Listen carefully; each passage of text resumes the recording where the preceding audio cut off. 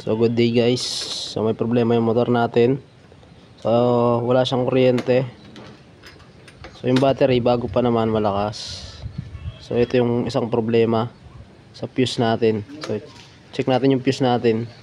So ayan, no, kahit isusi ko, walang lumalabas sa panel board. Ano? So, check natin yung fuse natin. So doon sa pinaka main fuse. So ito yon. So bubuksan lang natin dito. Baka ito yung may sira.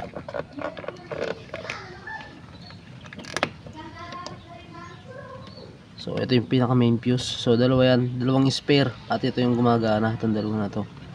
So tanggalin natin itong isa, baka ito yung sira. So yun guys, ito yung sira nya. So putol na sa loob. Putol siya sa loob. So pwede natin palitan yan.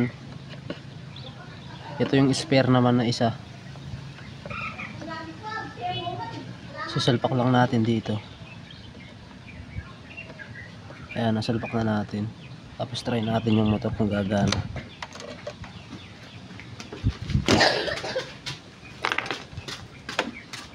So yun guys, so okay na.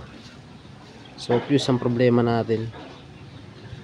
So yan. So sana nakatulong sa inyo kung ganyan din ang mangyayari sa motor nyo guys. So Sniper 155. So yan, nawalan siya ng power kanina. So ngayon napalitan na natin yung fuse.